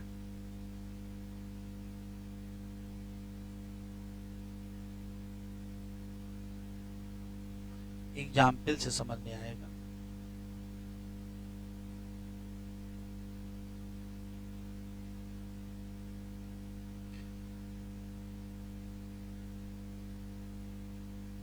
wing of bird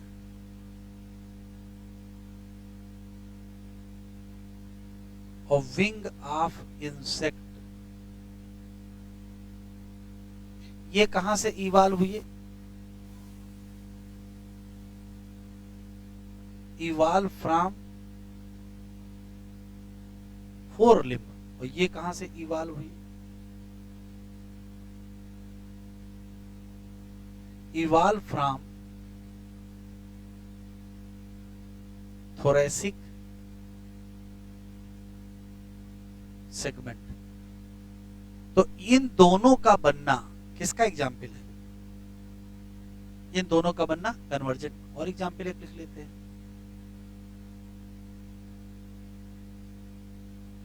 flipper of penguin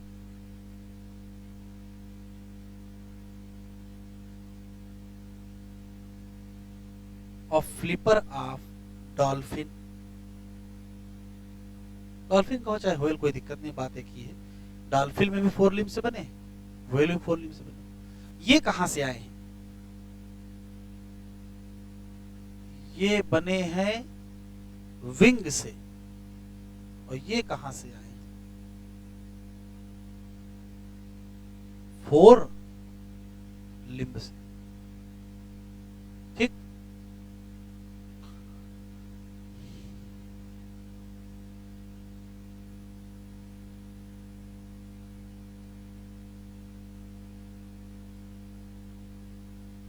comparative anatomy and morphology.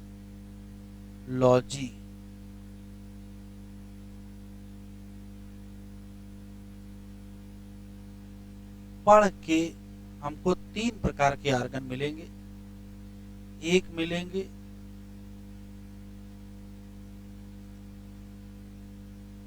Homologous argon, दूसरे मिलेंगे एनालॉगस आर्गन और तीसरे मिलेंगे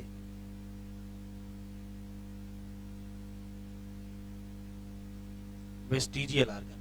एक एक करके पढ़ना है।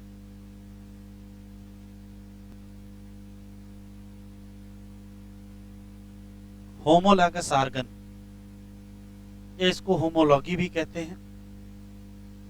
पहला सवाल है कि ये ऐसा कोई भी दो आर्गन जिनकी ओरिजिन क्या हो, सेम लेकिन डिफरेंट मॉर्फोलॉजी, या मॉर्फोलॉजी की जगह अगर सही शब्द लिखना चाहें तो फंक्शन लिख लीजिए, वो ज्यादा ठीक। तो काटिएगा नहीं, इसके ऊपर लिख लीजिएगा डिफरेंट फंक्शन। तो सेम ओरिजिन, डिफरेंट फंक्शन या डिफरेंट मॉर्फोलॉजी। इसका यह भी मतलब है, ओरिजिन सेम होने का मतलब है कि एनाटॉमी क्या होगी, सिमिलर। और फंक्शन डिफरेंट होने का मतलब मॉर्फोलॉजी क्या होगी, डिफरेंट। दिखने में अलग अलग होंगे। दिखने में अलग अलग क्यों होंगे? क्योंकि काम अलग अलग है। वो एग्जाम्पल से ही समझ में आ रहे हैं कि जैसे हैंड ऑफ ह्यूमन, इसका फंक्शन अलग है। चीता के फोर लिम्ब का फंक्शन तेज दौड़ने में है। विंग, बैट के विंग्स उड़ने में है। और व्हेल के फ्लिपर तैरने में है, लेकिन सब में सेम एनाटॉमी है। सेम एनाटॉमी कैसे पता चला? सब चूंकि सब के सब 4 लिम्ब से इवाल्व हुए हैं। अगर सब के सब 4 लिम्ब से इवाल्व हुए हैं तो सब में क्या होंगे? वही similar bone, humerus, radius, ulna, carpal, metacarpal, phalanges वगैरह। तो सब के सब कहां से इवाल्व हुए हैं? All evolve from 4 limb. तो हुआ यह है कि एक स्ट्रक्चर से कई स्ट्रक्चर इवाल्व हुए हैं, एक ही से इवाल्व हुए हैं, ये सिद्ध होता है, एनाटॉमी सेम है। कई स्ट्रक्चर इवाल्व हुए हैं क्योंकि मार्फोलॉजी अलग है, और मार्फोलॉजी का मतलब दिखते अलग अलग है। क्यों? क्योंकि काम अलग अलग है। और काम क्यों अलग अलग है? क्योंकि सबकी नीड अलग अलग है। अब शेर को लिखना तो है नहीं कि वो अपने हाथों से लिखने लगेगा, और ना बैट को तैरना है, तो सबके काम अलग अलग है। काम क्यों अलग अलग है? सबके हैबिटेट अलग अलग है। तो कहने का मतलब है कि अलग अलग ऑर्गेनिज्म अलग अलग हैबिटेट में रहेंगे तो नीड उनकी क्या होगी? अलग अलग। और जब नीड अलग अलग होगी तो एडाप्टेशन भी क्या होगा? अलग अलग होगा। तो फाइनल जो स्ट्रक्चर बन के होगा वो भी क्या होगा? अलग अलग होगा, लेकिन बनेगा तो एक ही जगह से। तो organ of same origin but different function, या सेम एनाटॉमी डिफरेंट मार्फोलॉजी, ये किस किस को प्रमाणित करते हैं? तो ये एविडेंस देते हैं किसका? अभी पीछे बता के आए थे, डाइवर्जेंट इवोल्यूशन का। ये, और जहां जहां डाइवर्जेंट होगा वहां कॉमन एंसेस्ट्री होगी, और वहां एडाप्टिव डाइवर्जेंस भी होगा, अलग अलग डाइवर्जेंस होगा। ये लिखा है जितने भी होमोलॉगस ऑर्गन है वो डेवलप होते हैं ड्यू टू डाइवर्जेंट इवोल्यूशन। मतलब सेम स्ट्रक्चर डेवलप कर जाएगा एलॉन्ग डिफरेंट डायरेक्शन। क्यों?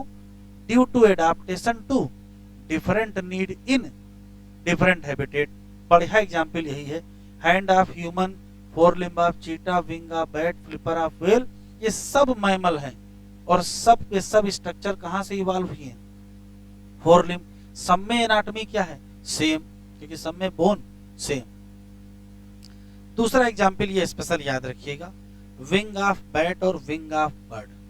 संयोग से उनकी ओरिजिन भी सेम है, उनका फंक्शन भी सेम है। विंग ऑफ बैट 4 लिम्ब से बना, और विंग ऑफ बर्ड ये 4 लिम्ब से बना। एनाटॉमी क्या हो गई? सेम, और उड़ना भी तो सेम है। तो ये स्पेशल एग्जाम्पल है जब एनाटॉमी भी सेम है और फंक्शन भी क्या है? Same. Hearts of vertebrate. Vertebrate का मतलब fish, amphibia, reptile, bird, mammal. सब में हार्ट हैं, लेकिन सब में हार्ट की मार्फोलॉजी अलग है। किसी में 2 चैम्बर का है, किसी में 3 चैम्बर का, किसी में 3.5 चैम्बर का, किसी में 4 चैम्बर का। हाँ, 3.5 चैम्बर का। रेप्टाइल का होता 3.5 चैम्बर का। वेंट्रिकल आधा सेप्टम बटा होता, आधा नहीं बटा होता।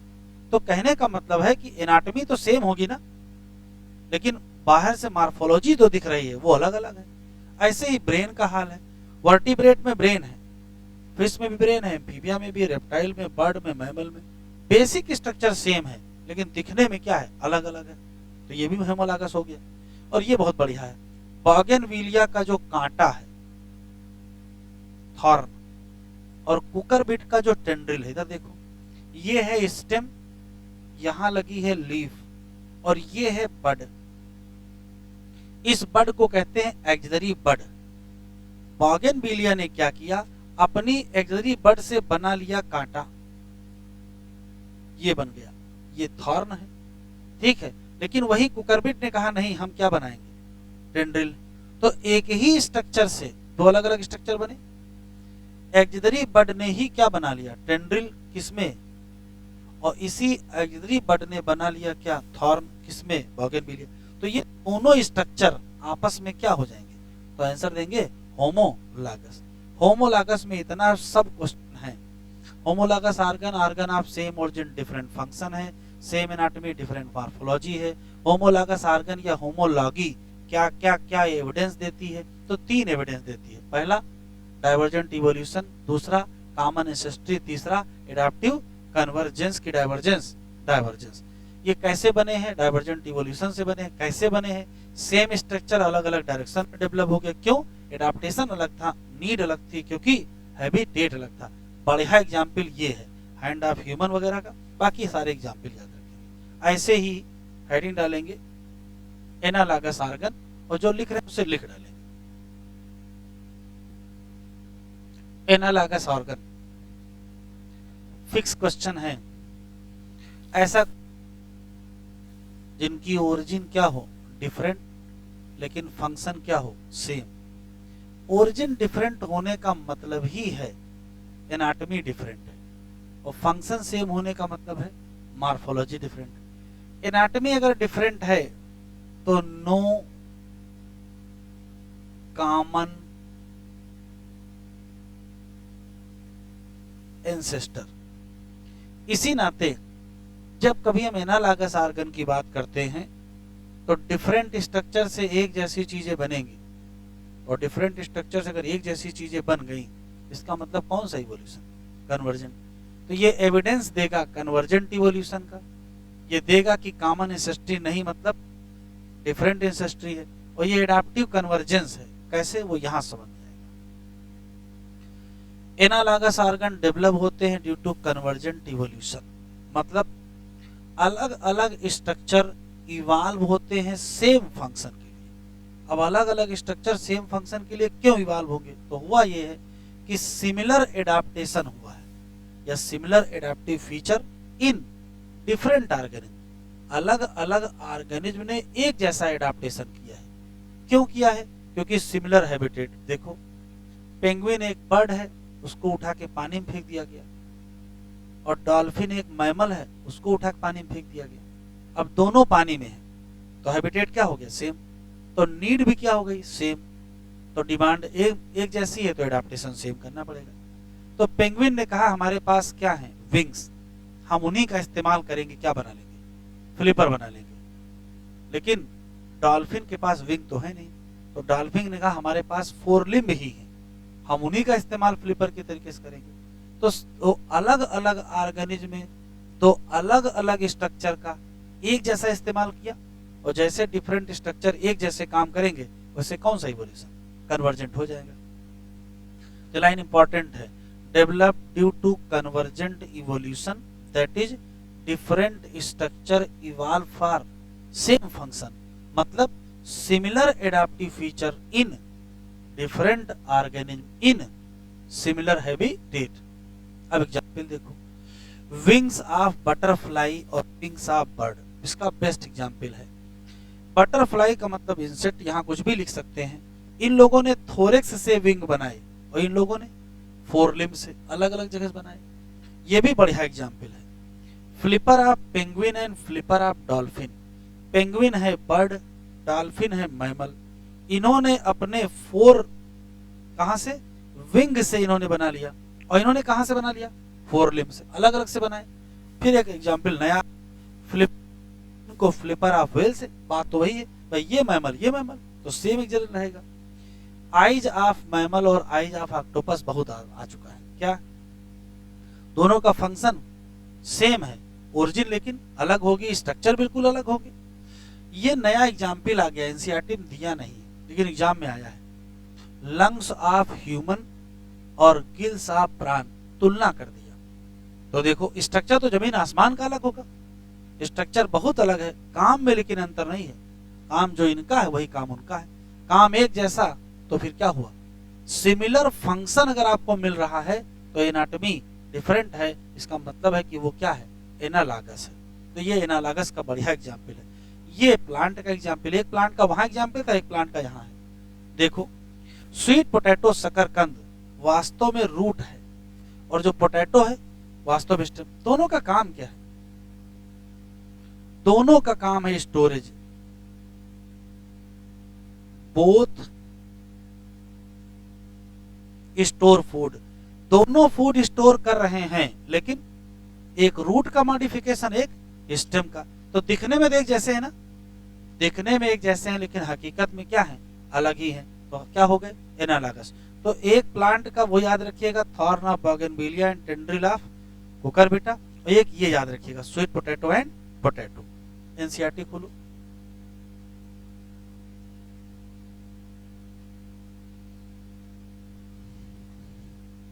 Comparative anatomy and comparative morphology हमेशा शो करेंगे क्या, सिमिलरिटीज और क्या, डिफरेंसेज। किनसे, among the organism of today और जो एग्जिस्ट ईयर एगो, कोई बात नहीं, अभी इसको देखेंगे। ऐसी सिमिलरिटी, डिफरेंसेस की बात नहीं कर रहा, कह रहा जो ऐसी सिमिलरिटीज हैं इनको कैसे इंटरप्रिटेट करोगे। तो इंटरप्रिटेट दो ही करेंगे कि क्या ये कॉमन एंसेस्टर से इवॉल्व हुए हैं या कॉमन एंसेस्टर से इवॉल्व नहीं हुए, दो ही ऑप्शन है। तो मैंने बता रखा है, अगर एनाटॉमिकल सिमिलरिटी है तो कॉमन एंसेस्ट्री है, और अगर मॉर्फोलॉजिकल सिमिलरिटी है तो कॉमन एंसेस्ट्री नहीं है।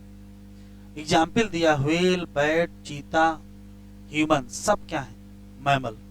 Similarities in pattern of bone of क्या, फोर लिम्ब, लेकिन these four limb perform different function in these animal, लेकिन इनमें सब क्या है, सिमिलर एनाटॉमिकल फीचर, मतलब सब में वही humerus, radius, ulna, carpal, metacarpal और फैलेंजेस है।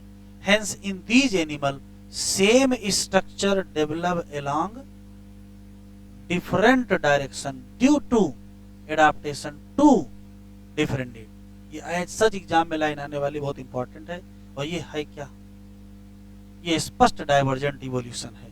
अब डाइवर्जेंट इवोल्यूशन क्या है, ये एग्जामिनर एनसीईआरटी में कहीं नहीं बताया, सीधे बता दिया डाइवर्जेंट है। और ये क्या है, होमोलॉगस। तो होमोलॉगी इंडिकेट करेगी किसको, अदर एग्जाम्पल क्या है, वर्टिब्रेट के हार्ट या वर्टिब्रेट के ब्रेन।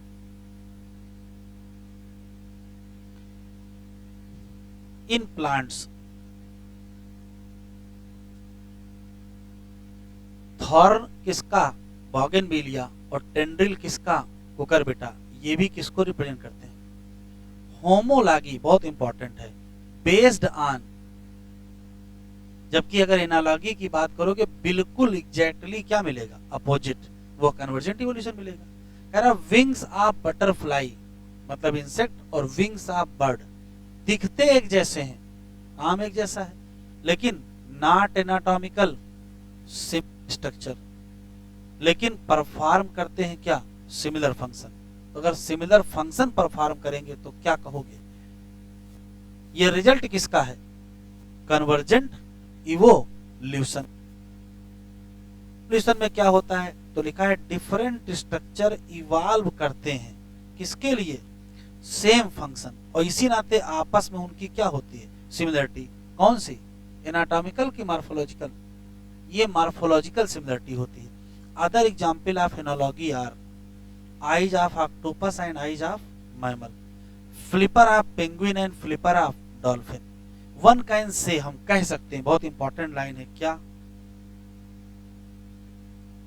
कि यदि सिमिलर हैबिटेट है, यदि सिमिलर हैबिटेट है तो रिजल्ट हमेशा क्या होगा, selection of similar adaptive feature in different group of organism, लेकिन टुवर्ड द क्या, सेम फंक्शन। तो अगर सिमिलर हैबिटेट है तो सिमिलर एडाप्टेशन होगा, किसमें, डिफरेंट ऑर्गेनिज्म, तो सिमिलर फंक्शन होगा। स्वीट पोटैटो क्या, रूट, और पोटैटो क्या है, स्टेम। ये भी बढ़िया एग्जाम्पल है क्या, एनालॉगी। बुकलेट निकालो।